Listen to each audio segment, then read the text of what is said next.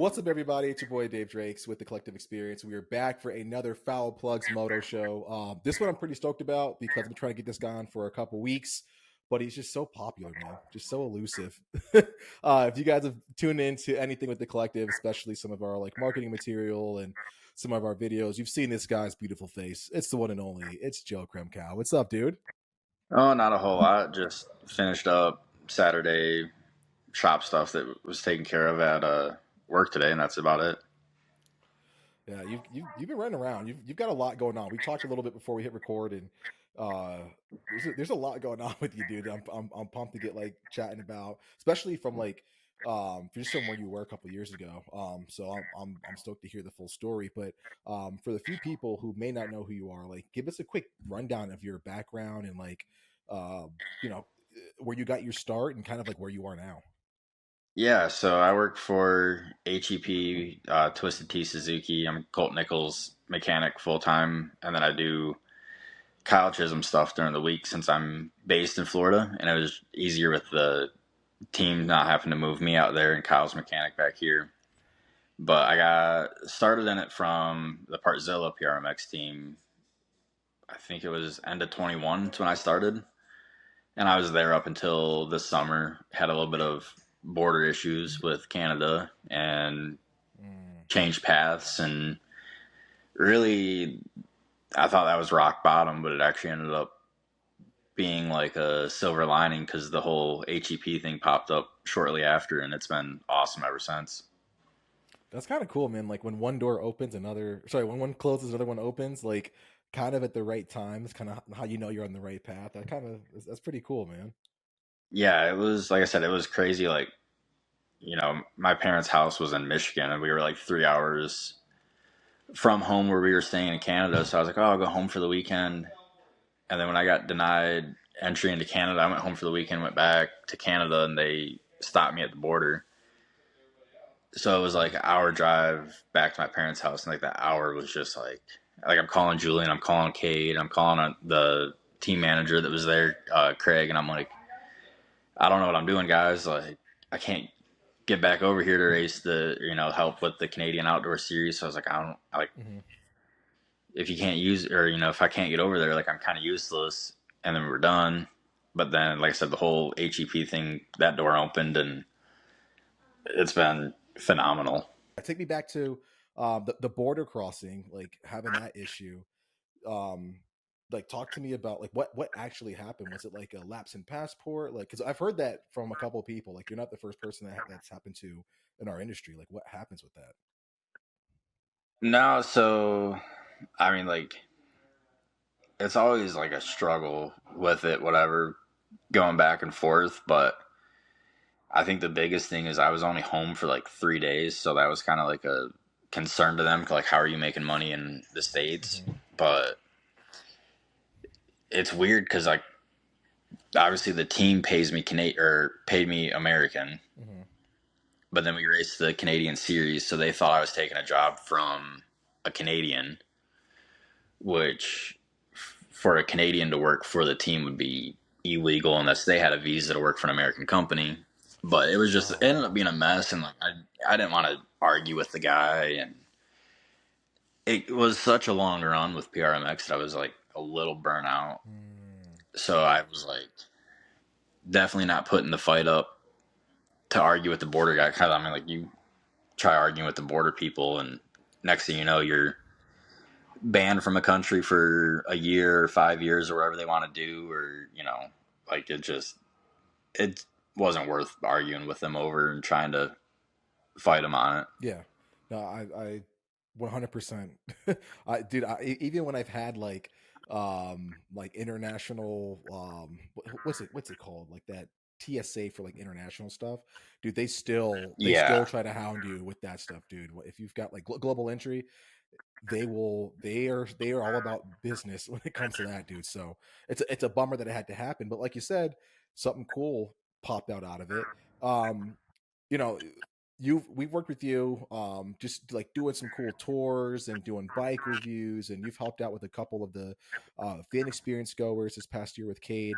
Like, what was one thing that really stood out to you about the PRMX team that you were like, man, it was super cool that we got to do this, or I had this one amazing experience or whatever? Like, what walk me through like what one of those things were?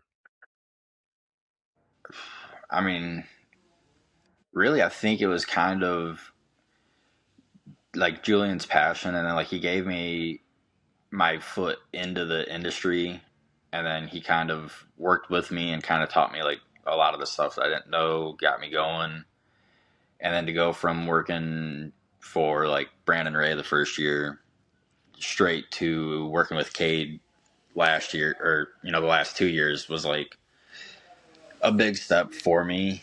And like I said, just learning a lot. Like me and Cade did World Supercross in 23 with MDK, so like working around um, Ben, and we worked with Twisted Development that Mm-hmm. year. So like working with all those people and just learning from them as well was huge to Mm-hmm. me.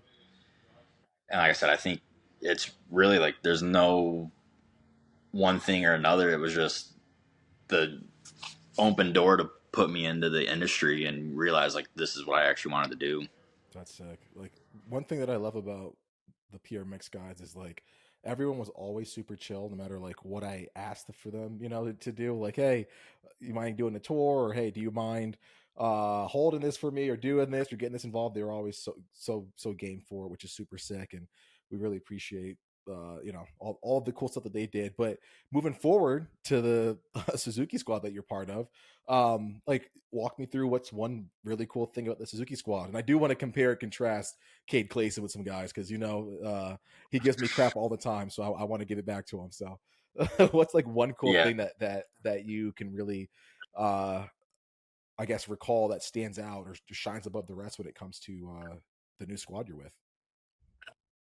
Yeah, I think it's just the foundation. Like, I mean, it's the factory Suzuki support. We have a full time engine guy. We have Larry Brooks, who's a legend. Dustin and Aaron, they're passionate about the sport too. Like they do a lot for getting the team running, having our truck drivers that we've had. We have me, Andrew, who's Kyle's mechanic, and then Billy, who is Ken's race mechanic. Like all established guys with an established crew, Mm-hmm. the parts and everything. Like just it opened my eyes to like how big race teams can be. Gotcha. Is it kind of like, and dude, I'm a nerd for the sport, so you're gonna have to bear with me when it comes to these analogies. But kind of like the movie Motocross from Disney Channel back in the day, when like Andy Yeah. Carson like walks into like the Phil Rollins or whoever it is, Art Henderson, sorry, trailer, and like sees all the rigs. Is that kind of like how you were when you were like going into the factory squad for Suzuki?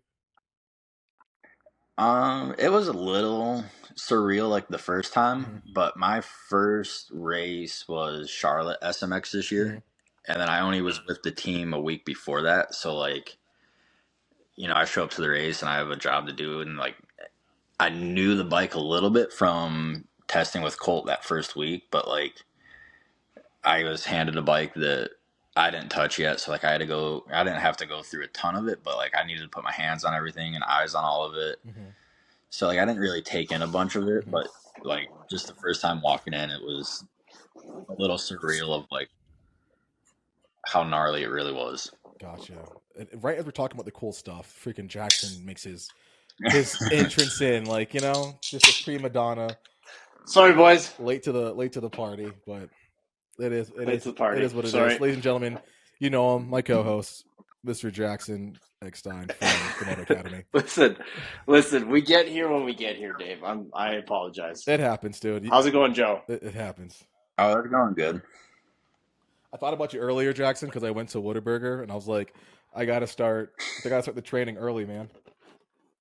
Yeah, dude. I'm right there with you. I'm just going with a beer. So I hope that's okay. Mine's actually water, so at least I feel better. But Joe was just telling us about like the switch going from like the PRMX team working with Cade Clayson to like now he's wrenching for Colt Nichols, and just like the difference. And I kind of alluded it to like the Motocross the movie, like where Andrea Carson goes into like Art Henderson's trailer and just like, oh my god, like all that cool stuff. So Joe, like you're around a bunch of like you said, some pretty heavy hitters, Larry Brooks and the like. What's it like kind of sharing a rig with like a character like Ken Roxon, like such a legend in our sport? Like, do you get nervous like we would get nervous, or like how do you feel be around that? I think on race day, I don't like notice it as much because he does spend a lot of time in his motorhome Mm-hmm. in between like qualifying and all that. But just the amount of fans that come by asking for him, or like, that you have 94 underneath the semi, it's a pretty big deal. And it's like, you get a lot of the pulp guys for Cade, but nothing compares to like all the kids, all the dads, all the grandpas, everybody that, where's Kenny? Where's Kenny? Where's Kenny? And like people are grabbing me. Hey, can you go find Kenny? I'm like, I'm Colt Nichols mechanic, but well, Ken's underneath your semi. I'm like, he's, sleeping or he's eating, Yeah. he's trying to have a little bit of relaxing time, during a race day. But It's got to be crazy because like he's like Ken is someone that like people travel to see him. Like like when people make their like a lot of people, it's they go to the Supercross when it comes to their town. But for people that like they don't live anywhere near a Supercross comes to town, like they have it marked on their calendar. It's like we get to go see my favorite, or my 10-year-old's favorite rider, Ken Roxon. Let's try to make it happen. And then it's just like they're grabbing anyone with a progressive yellow shirt on, being like, "Can you find me, Kenny? Yeah. Can you It's please?" like a pilgrimage for them almost, man. Like it really is. Like this is like their like holy day, dude. When they go to a Supercross race, it's got to be crazy for them. It's got to be crazy for you, Joe, because now you got to have interface with all that now. Yeah, you're at work, and they're yeah, they're just visiting kind of the zoo, being like, "I'd like to see the gorillas now, please." Like it's like, hey man, we've got a job to do here. yeah, it's like I said, it's, I've done this now since like I said, since the end of 21, and you see all the people that walk through it, and you like, I was always a fan of the sport too, so like I know how crazy it is. Like you go to a race, you want to see like I said, Ken, you want to see all those guys, but then to be underneath the semi that everyone's coming to see, it's like, um, okay, like there's a lot more people than I anticipated. That's wild. Did you get a chance to like interact with Ken and like test while you're wrenching with Colt? Like, do you guys actually interact like not even on race day, like practice days or when the team's all together? Like, do you get a chance to really interface with him a lot? Yeah, so like Colt is down at Moto Sandbox like part time too, and then Kyle and Ken do a lot of riding together. So like everyone, basically the whole team is at Moto Sandbox. So like it'll be like a normal Monday or whatever, and Ken will do his laps, and Kyle or Colt, whoever's there, will do their laps, and then we'll all talk after, and then Ken finishes the day and goes home, and then we go home like nothing ever happened. That's wild. Dave, I want to float this to both of you. Mm-hmm. Out of all of the kind of like professional sports or like any kind of like career where you're in the limelight, do you feel like our sport, the pros, kind of have the best gig as far as like if they're in their spot, if they're at a race, if it's race weekend, they're celebrities. But every other day of the week, like they can go to a grocery store. Do you know what I mean? Yeah. Like it's such a core fandom that's so like small and unique that it's like it's almost like the perfect level of fame. It's like enough that they can make a good living, like they can get those accolades and like the fanship, Yeah. but it's not like you see some of those soccer stars and like like Yeah. Messi can't go anywhere in Messi his home can't go country because it's just anywhere, dude. yeah. He needs armed security I feel everywhere. like I feel like they've kind of carved out. It's like the perfect amount of fame. Yes. Yeah, I totally agree with it. Like we watched the Mike Tyson and Jake Paul fight last night, like the lead up to it, like where Mike can't go anywhere without Oh police yeah, with him, security guards, and it's like you don't see anybody in our sport having to be carried no. around with security just to go to the grocery store. So I work for AJ Catanzaro, and when he came and hosted one of his classes up here, I don't know if I've ever told you this story, Dave, but it's hilarious and it could not be more AJ. I We were doing a class in Calgary, Alberta. I was planning on riding and I needed new riding socks. So I was like, I just want to run to the dealership quick. And AJ was like, dude, I don't want to go there. Like, it's not fun for me. Like, it'll be a bunch of, this and that. And I was like, I think it'll be fine. Let's just, like, I'll run it. You can stay in the truck if you want, but like, I got to go Oh, get socks. And he's like, all right, I'll come look. He came inside, like, expecting to get mobbed. Dude, no one said anything until we were leaving. One guy behind the like parts counter was like, AJ, I like the YouTube. And that was it. But the whole time he was just waiting, like over his shoulder, like looking super paranoid, like, dude, they're gonna be tearing my clothes off, asking for autographs, and oh, it was so funny. what did But it was just like AJ a perfect AJ thing to do, dude? Oh my dude, yeah. gosh, no autographs, please. Sunglasses on, just please, guys. I can't. And they're like, sir, this is a Wendy's. Like, what are you talking That's all. I know Allie, AJ's wife, has some stories about AJ being like, "We can't go down this terminal. I think those kids race dirt bikes and they're gonna ambush us." She's like, "I think we'll be fine. Like, you're gonna be, about? you're okay, dude. Yeah, You're we're not. gonna miss our flight. Can Yeah, you just can shut you just up? shut up? You're not Yeah. LeBron, dude. Relax. You ride dirt bikes in circles." That's hilarious. Oh, Oh man. that's too good, dude. That's hilarious. Yeah, I really can't think of like. I mean, sure, there's like other forms of motorsport, but like ours really is that niche where like, dude, you are screamed for at the races, but once you leave that stadium, you can blend in with anybody, dude. Like I forget where we were, but like one of the races that McAdoo won last year, we were sitting at a Starbucks in the airport, just like.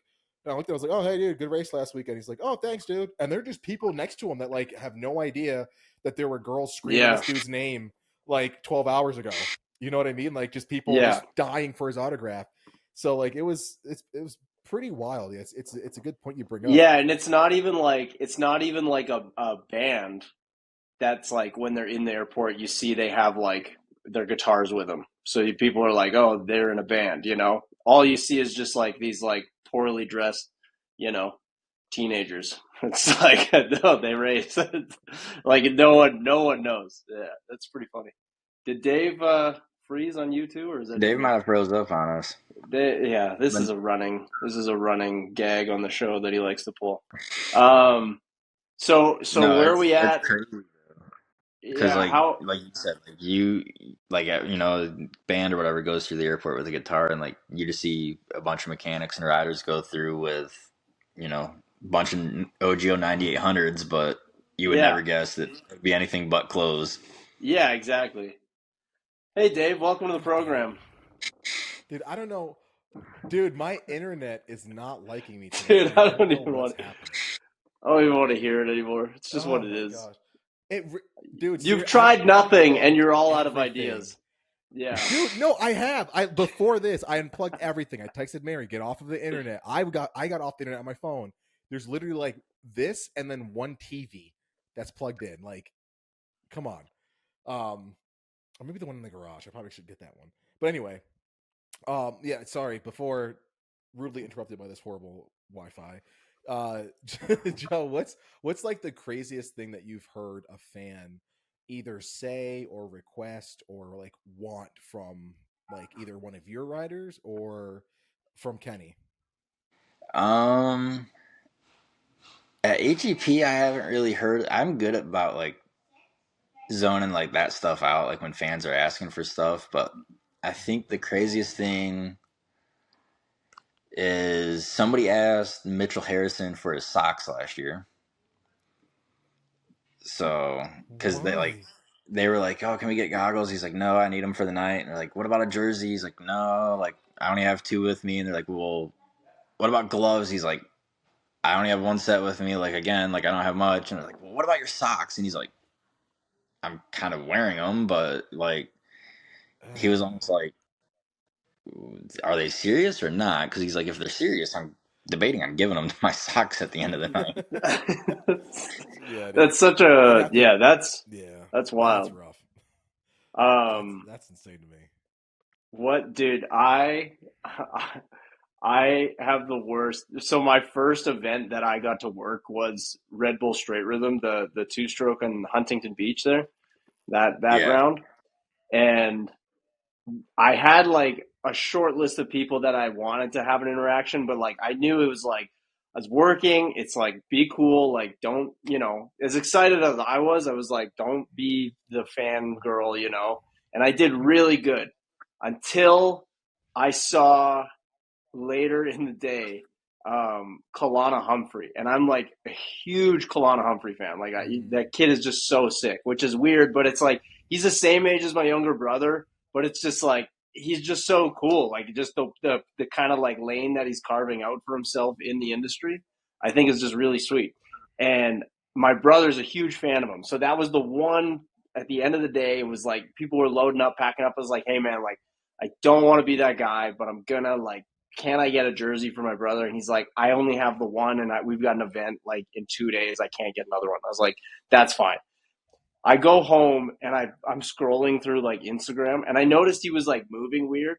He did the what's it called the Harley flat track racing, Rolling Sands Yeah. on the beach. They had Flat it Out that Friday. same Yeah, weekend.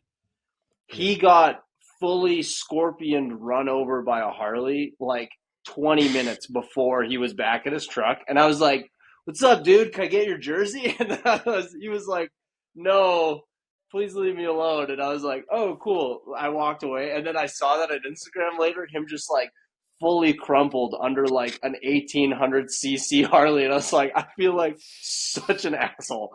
Like I'll never ask Jeez, anyone for a dude. jersey again. It's like, oh, dude, it was so bad. I still think about it all the time. You know those nights where it's like 2 a.m. and you can't sleep? And I'm like, Yeah. man, I really screwed things up with Kalana. That's really funny. That's too good. Uh, so Joe, you get the chance to work with Colt now.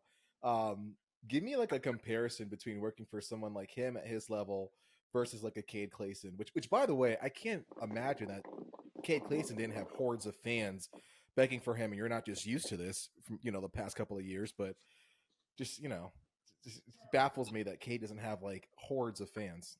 He will now. He will now because he's running a Moto Academy helmet this year. Oh, Shout out. jeez, dude. Oh, he is. Dear Yeah. That God. is news to me.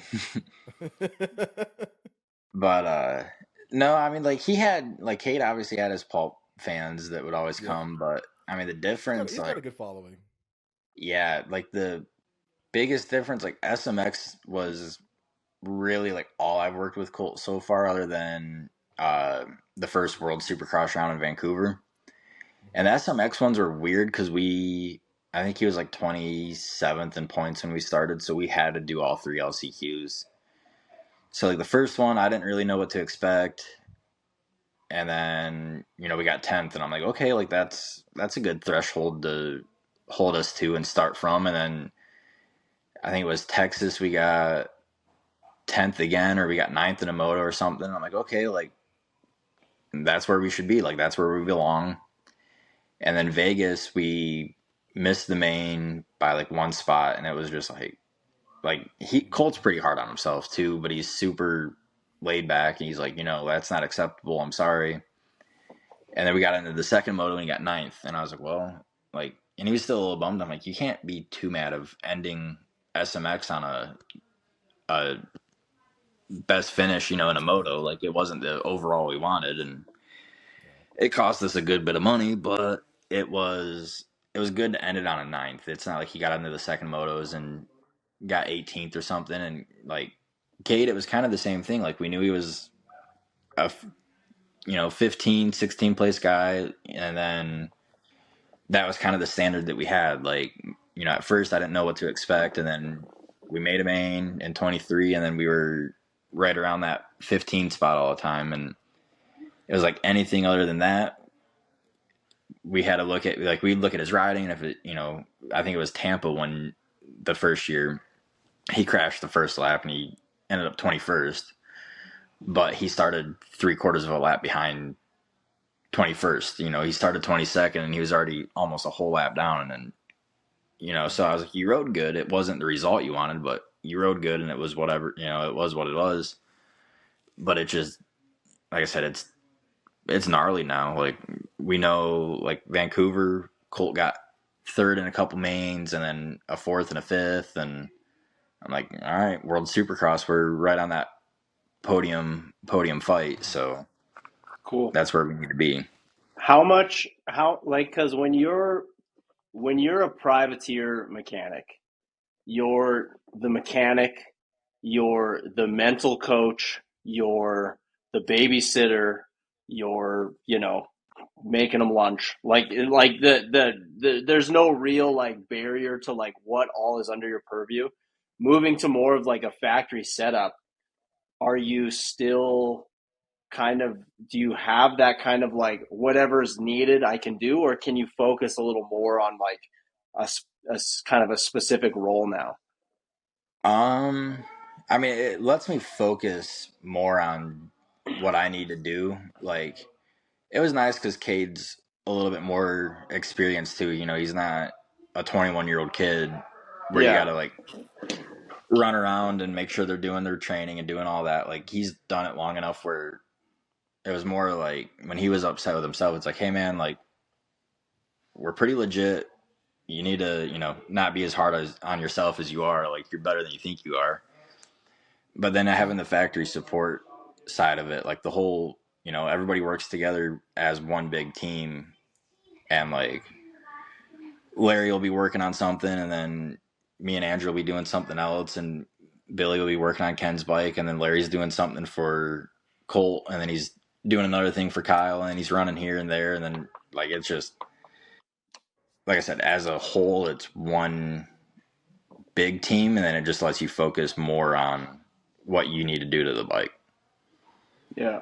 We talked a bit about like the not necessarily cons, but like kind of the more chaos that having someone like Ken under your same tent brings. What are some of the pros that having someone like that under the same tent and rig brings to like, Colt's program and your like what it brings to the table for the whole team in general, like just having someone of that like caliber and tier as a racer just for namesake alone, like.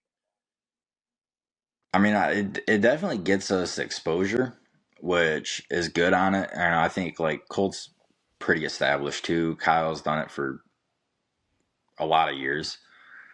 And then, like I said, I think it just, you get more eyes on the team, and, hey, they're there to see Ken, but Ken's busy, so they come see Colt, or, they come see Yeah. Kyle or whatever. But, like, it brings a lot more fans to, I think, the whole team, not just one guy in particular. Yeah. Cool. And that's not dogging on Colt at all. Like Colt's a Yeah. fucking man. No, Like yeah. dude, that guy, this dude's a beast. Like, He's yeah, a G, dude. Yeah. it's just interesting, like kind of the dynamics of that. Yeah, like I said, if anything, I think it helps grow his following even more than Yeah. the following that he's already got. Hmm. What's the comparison in personalities like when you're working with a Kyle versus a Colt, and then you see Kenny's like, is one more laid back than the other? Is one more gung ho and rambunctious while you're at the track? Like, what are their personalities like? Um, Colt's super laid back, super easy going. I was a little nervous at first, but he's, if all the bolts are tight and bike's got gas in it and it's got oil, he's happy with it. Kyle always thinks about stuff. He's always thinking of how to make the bike better and test and this and that. And then Ken's just a full on gamer. He puts a helmet on, Yeah. race. It's game on. Yeah. I dig that. That's super cool. I've always wondered because like you see these guys, you're listening to Pulp and stuff like that, and you're like, oh, is Kenny really that chill? Is Colt really, that knowledgeable about his racecraft? Does Kyle really have all those stories? It's like you're really curious about are these the guys that this is the real personality? You try to learn these guys and stuff, but it makes it kind of interesting to see just the differences. Yeah, no, it's like I said, I mean, Monday through Friday, I'd say Ken's pretty chill too. And like I said, just when it's race day, you know, he's locked in, focusing on what he needs to do. Colt's locked in too, but I think Colt will joke around a little bit more on race day, or you know, be a little bit more playful. Like Ken's just full on locked in, ready to win. Who would you say on average is the class clown if you had to put those guys together in a room? If you put all three of them in the room, it would probably be, because if all three are in the room, I'm sure Bogle and Will Hahn will be there with Colt. So I think it would be Colt. I'd have to give it to Colt probably. Gotcha. Okay. Yeah, if you throw in Will Hahn, yeah, there's gonna be some jokes, man. Yeah, there's gonna be a dick out. There's gonna be there's gonna be something going on. It's a good group to be around, and like I said, I mean, everybody that's associated with Colt and the whole team, like we're dedicated to winning, which is it's what we're here for. It's what we try to do. Okay, Dave, let's cut the bullshit with these just normal Racer X interview questions. Let's give them. Let's give them the collective experience interview questions. All right. So here's number one. It's the end of Anchorman, and all of the news channels are showing up to fight. All right. Let's take that, copy and paste it over to the pits of a Supercross race. How is the Progressive Suzuki team faring, and what is the other team in the pits that you do not want to go up against in a real bare knuckled scrap? What are we doing? That's a good one. I'd say Progressive.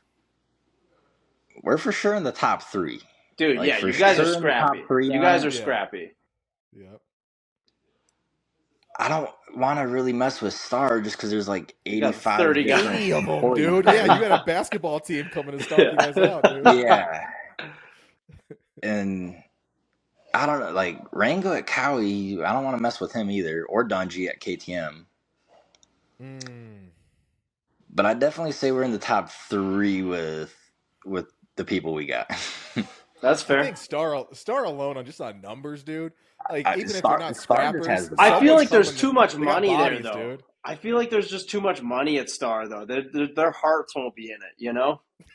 Like they're just they're just there to collect a check. Like they're just kind of like I get paid whether I win this fight or not, you know. Like they're fine. Bobby Reagan will take care of them, dude. I feel like some of those teams that really like a club. You know, like if Phil was still at Club, I feel like Club is going until they're dead. You know? Yeah, dude. They're not tapping out. They got something to prove. Yeah. No, yeah. If Phil at Club, it'd be game over. That's interesting. Oh, this is cool. This is where Dave does that thing where he just leaves again. Dave checked out. Yeah. So I don't know if Dave mentioned this, but I'm from Alberta, Canada. How was your trip to Vancouver? How was BC? What'd you find? How'd you like it? Vancouver's cool. I mean, I did the Canadian Outdoors in 22, and then I was supposed to do them again this year. Oh, cool. And we only made it 3 rounds. So like I was at Calgary this year, and then 22 sweet. It was Kamloops was the first one. Yeah. So like Vancouver's cool. I like it. Yeah. It's just a little laid back, I feel. I mean, it's kind of hard for like the world rounds for us because we fly in, we unbox the crates, and it's go. Build the bikes, race, and then we put them back in the crates on Saturday night and we get out of there Sunday morning. Yeah. So it's not even like we have a build day on Sunday that like, say we finish early, we go look around downtown or something. Yeah. We're in and out so fast on those. What did you think of the Calgary setup? Like the track just right in the middle of the city. Like that's such an interesting spot, hey? Yeah, I thought that like the track looked awesome. I mean, I didn't ride the amateur day, which I've done before in the past up in Canada, but like the track itself looked awesome. Yeah, it's such a unique thing. Like it's kind of hard because the city keeps kind of like proposing things to try to get it shut down. They're trying to run a new kind of highway right through there, which I mean, you could kind of see coming, but for the time being, like it's such a unique setup that the track is literally in the middle of the city. And like those big jumps in the back corner. It's like you got the small Canadian city skyline in the background. Like it's pretty unique. Like I hope they can keep it for, at least a little bit longer. Which Yeah, track it's is Yeah, cool. it's definitely an iconic track in Canada. Which one's that? Yeah, 100%. Don't worry about it, Dave. Oh, geez. You're busy. Dude, okay, I moved the router. I unplugged the TV in the garage, dude. There should be nothing else running on the internet right now. You chloroformed your wife so she can't get on TikTok. Dude, I took the baby monitor off of Wi-Fi. Like, who knows what she's doing? Yeah. Dave, can I give you a quick? I know I missed the intro where everybody talks about what they're doing and what's going on. Can I give you a quick just recap of the last 24 hours of my life? Please do. We had our last game before the the scheduling's just straight up fucked for my hockey season this year. Mhm. We don't play again till January. I play beer league hockey, by the way. It's a pretty big deal.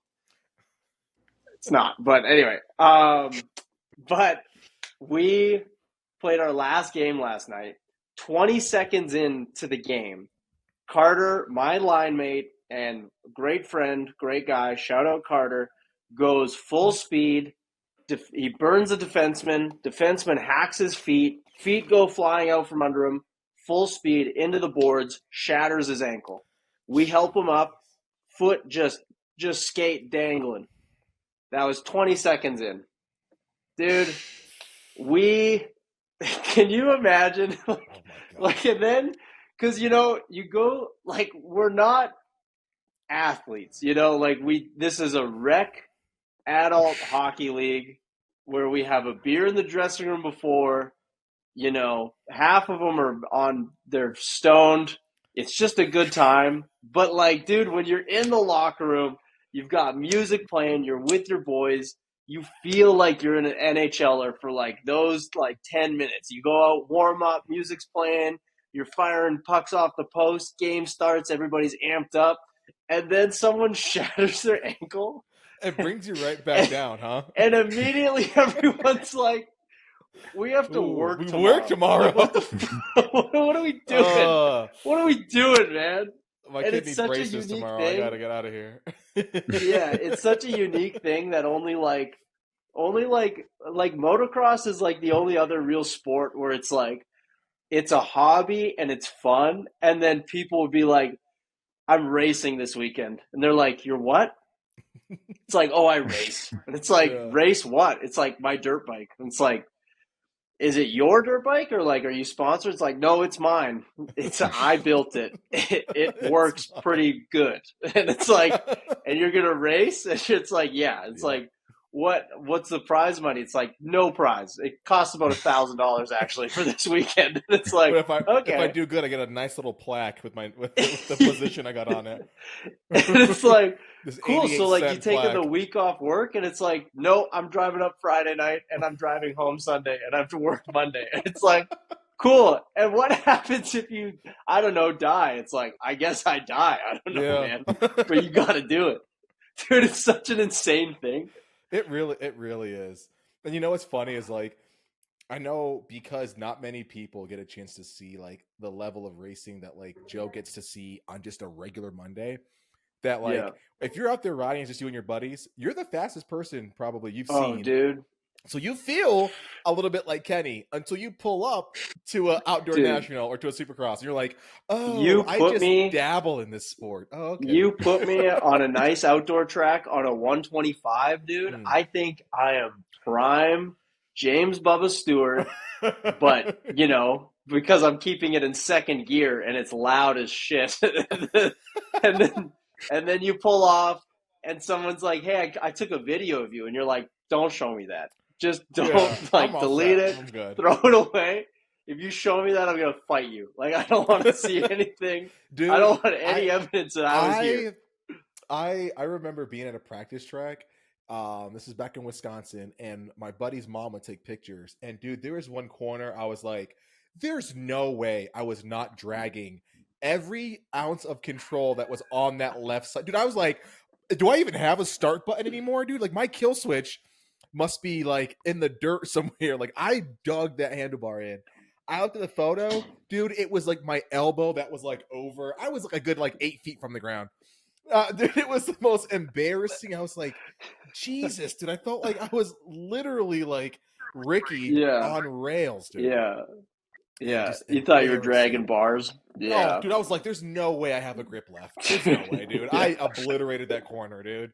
There's no way. It is crazy, like when you're riding at the peak of your level and you hit a corner and you're like, okay, I know I'm not fast everywhere, but there's no way anyone could hit that corner faster than I just hit it.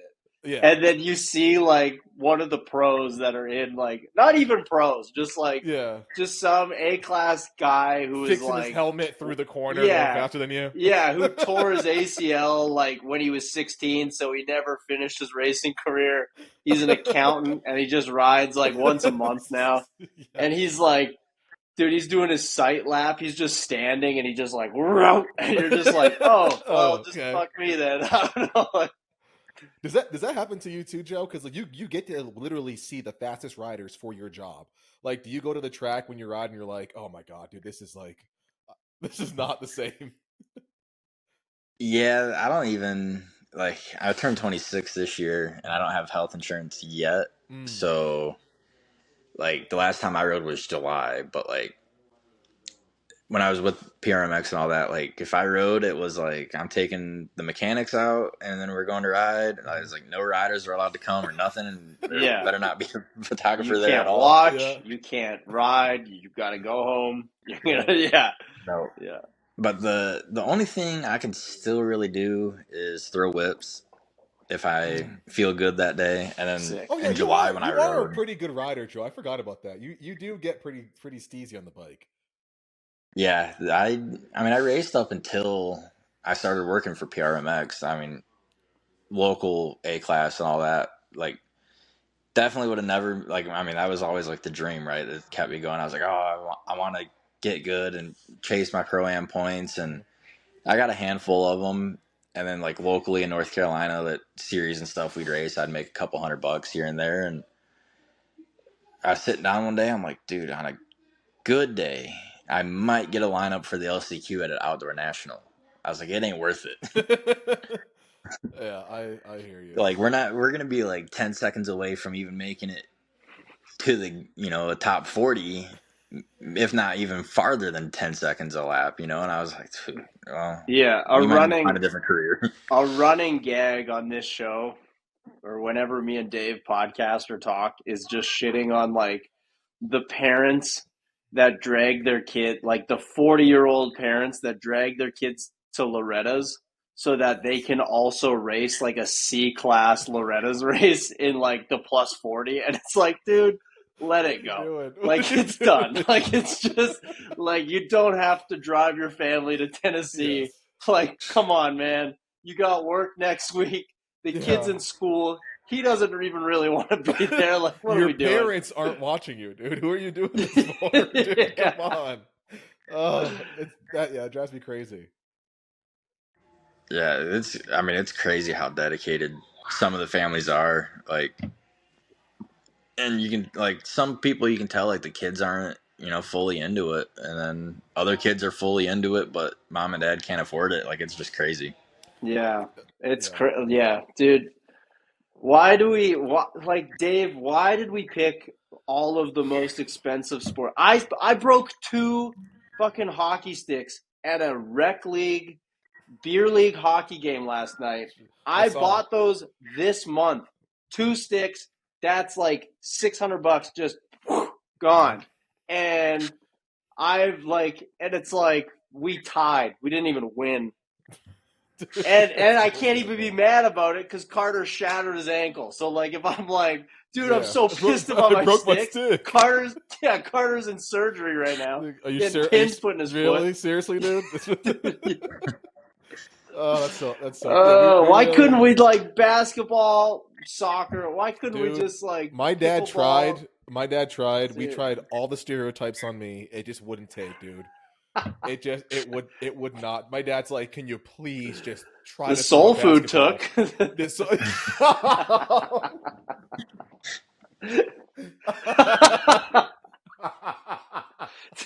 Dude, that and white women. Dude, you know what's funny?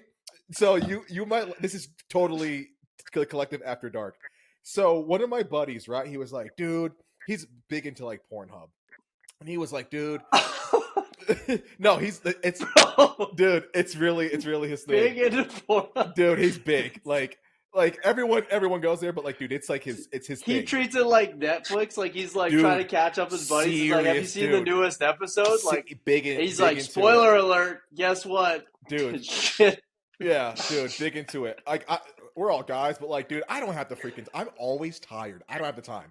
But I'm like, dude, there's one. He's talking about like Brazzers versus this versus Bang Bus, and I'm like, okay, cool. And I'm like, whose videos I actually like will tune into?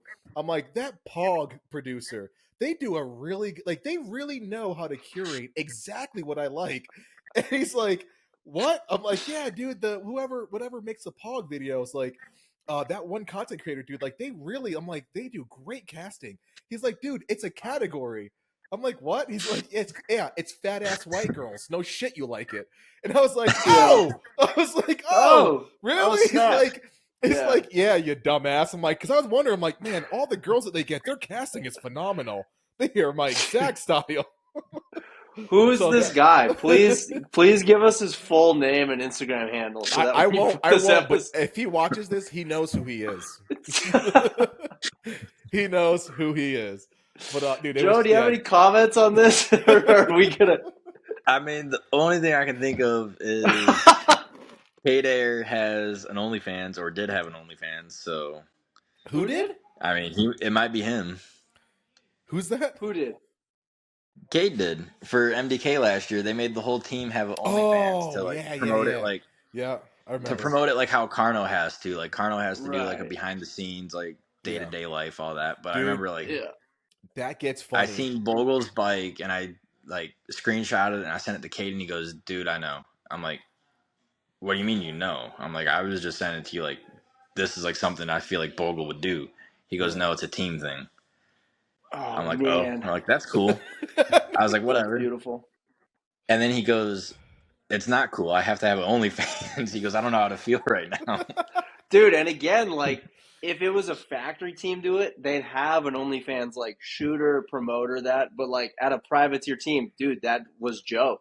Joe would have had to have been lighting, clean up, sound. He would have been there with the boom mic. His own just roll tape. Roll tape. He's the fluffer. I'm payroll for that. Dude, Joe's the tickler. Got the fluff.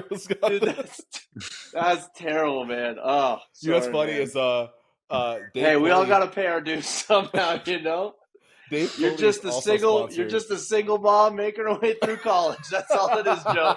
That's just eyes on the prize. Just so that daughter of yours can have a better life. Oh, that's good. It's funny. Dave Foley is also sponsored by OnlyFans, and he brings like his studio lights out to like get a better shot of the bikes. So if someone saw like the studio lights plus the OnlyFans bike, they're like, "Hey, what time's the girl get here?" And he's like, "What?" He's like, "Aren't you guys shooting for OnlyFans?" He's like, "Oh no, dude, it was just like behind the scenes of like a bike rebuild, dude." He's like, "Oh man," and like walked away. It's just Dave. It's just Dave with his shirt off eating mac and cheese. Just like just. Thanks for tuning in. Thanks for the hearts, guys. What's up? Thanks for the roses. Oh, man. Oh, that's good.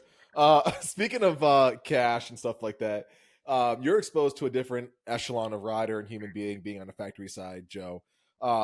What's like one thing that you hear that like top riders spend money on, or like the amount that you're like, holy crap, dude, like we're in different worlds now.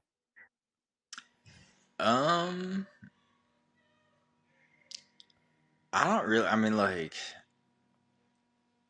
they definitely buy a lot more vehicles. I don't know, because I don't really, like, get that involved in it as far as, like, I mean. I feel like the money that they can just, like, and, like, they have to, but, like, the money that they prioritize on, like, health and diet is, like, it's got to be, like, that budget's got to be crazy, just as far as just, like, they're not just eating food. They're eating, like, the best food that they can, like, for their, athlete. Oh, there's 2 Daves now. We got 2 Daves. What is this, There's man? 2 of me? Not really. Oh my gosh. I'm only seeing 1. Yeah. Dude, But no, 2. I agree 2 with you. Daves, I Like, believe we call that a gang. I Oh, believe the jeez. technical Oh, term. so Joe, Jackson's a stand-up comedian, if you couldn't tell. So, yeah, we're not politically correct on this show at all. Yeah, you just did a I mean, whole that's segment okay. on Pornhub. I think he's got the fucking gist of it. Dude, it wasn't like a segment. I was just saying, it's like, Yeah, know. yeah. You're getting that under the table porn money. You're getting the sticky bills. You're stacking them up. We I get was it, just Dave. saying, dude. I was just saying. Dave's got to put his Anyway, money through the washer and dryer every night. I do. I do. Oh my gosh, this is awesome. Joe, we've had you for a while. I want to do one more cool thing. You brought up the Tyson and Paul fight last night. If you could have one rider from the past meet up one-on-one with one of the current riders and they just go 2 laps, all you can go, slug out, just 1v1 ride fest, like who would you pick and why? Ride A fest or dash for boxing fest? cash. A dash for cash. Oh, well, that's disappointing. Dash for cash from the past, I would like to see Stewart. And then current, I mean, I want to say Kenny, but I want to see Jet and Stewart go at it on outdoors. What track? Stewart went 24-0 and Jet went 22-0, so it doesn't matter Doesn't which matter. one. Yeah, you're right. You're right. Who you picking, Jackson? Any but Just Unadilla. for Good like idea. sheer chaos factor, I want like like one of those guys that would like break someone's leg in a corner, Mm-hmm. and Jason Anderson, someone who can like hold a grudge for like laps on end, you know? Like I'm not looking to like see technique and like the art of the sport. I want to see some blood. I'm I gonna like be that. honest. I'm a hockey guy. I want to see a fight. I want to I see like some that. knuckles. I want to say My for ideal my race would be that they wouldn't finish the race. They would both be DNF. just That's how it bloody goes. Yeah, disqualified. man. Who would mine be? Like maybe they're not so much a. I don't want to say like they're from our era, so I don't want to say it's not like not a current rider, but like Weston Pike to me is still relevant, you know. Yeah. I want to see him 1v1 Mike LaRocco. Those dudes were built like brick shit They have the houses. same build. They do. They're both. I've seen Weston smile a couple times, dude. Like if we're out or whatever, and make him laugh, cool. But I've never seen Mike LaRocco smile. I bet you that would be a really good ride. That'd be a good race. Yeah. That would be fire. Joe, what do you have coming up here with the team that we could like follow along with? What are some cool things that the team has going on? Like what are some new cool updates? So we fly out Monday for Australia for World Supercross, and then we go from there to Abu Dhabi. And when we get back, we'll have just over a month to get ready for Supercross 25. So it's kind of a shorter off season, but really like we're also still ready for next year already since we've been racing and we're in the routine of it. Gotcha, dude. Abu Dhabi is a solid place, man. It's a That fun place to be. it's yeah. You're gonna enjoy yourself. I would be remiss if I did not ask you. Like we see Suzuki's get so much crap from people. Like they're still kickstart. They're heavy. They're not updated. What's your take on them, man? Because I don't feel like they're that far behind the 8 ball, even like on the showroom. Like, what is your take on them? And like, what would you tell somebody who's like, dude, the Suzuki's a dinosaur. It's no good. Dude, I mean, like kickstarting, it's not hard at all. It's not a pain. Like obviously, like it's a little old school. Like you got to find top dead center, but first thing in the morning, first or second kick they start, and then ever since then it's been like first kick, throughout the day. The weight wise, I think the rear feels lighter than like a cowie. Like picking a bike up, like I'll pick a bike up and like hold it up while someone slides a stand under, Mm-hmm. and I feel like a cowie is a lot heavier than the Suzuki, like holding it up by the like rear tire. Mm-hmm. But and like the Suzuki's corner and handles so well that like okay, you might have to kickstart it, but you put an ECU on it. You maybe do a little bit of like head work to it or put a piston in it, and the thing's fast. Like it's fast stock even, but Mm. Dude, you can do a little bit and make the thing a rocket ship. Yeah. I never want to hear people can have I'm trying to find the right way to say this. Like they can have chassis preferences or setup preferences, but I never want to hear that a bike made past like 2006 is like not enough bike for your average Dude. guy walking into a dealer. Like, dude, like Yeah. driver Jamie, AJ's mechanic, 2 years ago, he got it wasn't even a full year old. He got a Suzuki 450 off the showroom floor for like just over $5,000. Like crazy deal because like, people they have that like, oh, no one wants to buy them. And it's like, dude, that's more like go watch the 125 dream race that happens every year. And you tell me that you need more power than that, Thank you. like any 450, like for people to like, and again, like they can have preferences for what they like, but for people to be like, oh, they haven't updated the motor, this and that, it's like, dude, you do 5 laps and then you pull off and talk about how crazy those 5 laps where you're with your buddies.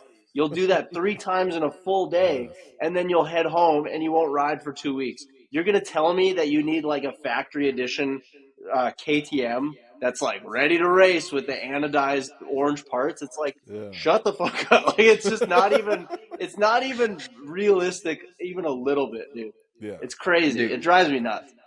So like I'm I glad you said that. raced Yamahas when I raced like 450s, and I even rode a couple stock Suzukis, and I was like, okay, they handle good. I was debating on going up to Canada in 22 to race before like the whole mechanic thing even started. I was gonna go race like the East Coast round, and I was like, budget wise, I'm doing it on a Suzuki. Yeah. Like I know 100%. what parts I need, like a little bit of stuff I want to do, and like it's gonna be good. Like the Yamaha was almost like too much at times where I would slow it down. Yeah. But then like last summer, my neighbor had a Honda 450 that he let me ride when I was home in Michigan, and he's like 58, I think, or 57 maybe. Yeah. But like and he likes it. He puts it in third gear and just rides around. He's like, it Yeah. handles good, and he's like, I like that. I don't have to ride super hard. He has a track that I grew up at, and I rode it, and I'm like, dude, why do they sell these to the public? Oh, dude, Like, I rode AJ's 450 and it scared the shit out of me. Like it was Yeah. genuinely like I was like, this is crazy. Like the fact that our sport is insane that like there's no barrier to entry to just going and buying one. Yeah.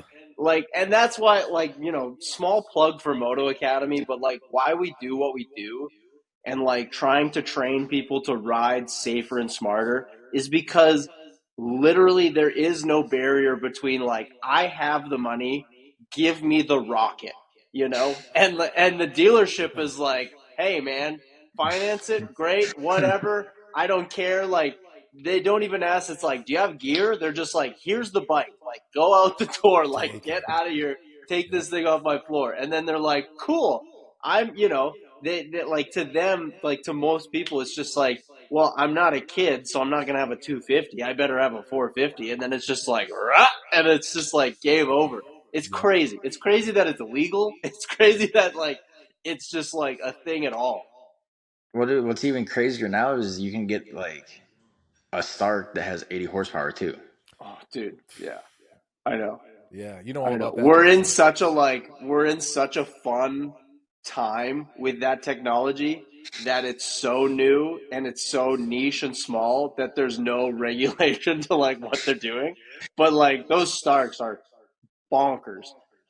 The fact that you can just get it an 80 horsepower Stark and like they're just like, yeah, here you go. It's just like, oh, okay. Like it's nuts. Yeah, and like I mean, it's all good for like us, like people that know like about the sport, and we understand like okay, like this thing's fast, like you respect it. But for a random person to just one day be like, hey man, baseball's not cutting it. I'm gonna go buy a Stark. Yeah. Like it's wicked Yeah. that they can just go buy a Stark that has 80 horsepower and just on you go. Yeah. Wild. Yeah, that's Absolutely crazy. wild. But What a Joe, sport. we've been yapping your ear off. We appreciate the time. It's super sick to see what you got going on. We're gonna tag you below so that people can follow along. Where can we see you next? Besides the Australia round, just at Abu Dhabi and then Supercross next year. Are we doing the full stint of Supercross? Yeah, so I did my deal a couple weeks ago, but I'm full 25 with HEP, Supercross, Okay. Motocross, Nice. World Supercross, SMX, anything in between that they find a race that they're going to send Yeah. Colt to. We're State full fair. on. Yeah. Ball of death at the local stampede. We're doing it all. We're gonna 4-H. yeah. We'll be at all those. Yeah, it is barrel racing. We're gonna, yeah. I love it, guys. This has been fun. Make sure that you guys check out the HEP Suzuki team. Check out Joe. Again, we're gonna link him below. Make sure you guys don't just go to the tent and say, "Where's Ken?" Please. All right, go find Ken and say, "Where's Joe?" Where's and Joe? Ken's gonna say, and talk to Colt. "Who's Joe? Talk to Kyle. Don't talk to me." Come on, dude. Someone's gonna fight you. But you know what? That's what I want the fans of the collective experience to do: is go find Ken Broxton, go find Griffin, go find his son, kidnap his son, and then when people come for the son, you say, "I just want to meet Joe. I want to meet Joe, and I'll give you Griffin back when I get to meet Joe." And then that's how you meet Joe. That's the only way. Do not recommend that, but teach your own. Teach their own.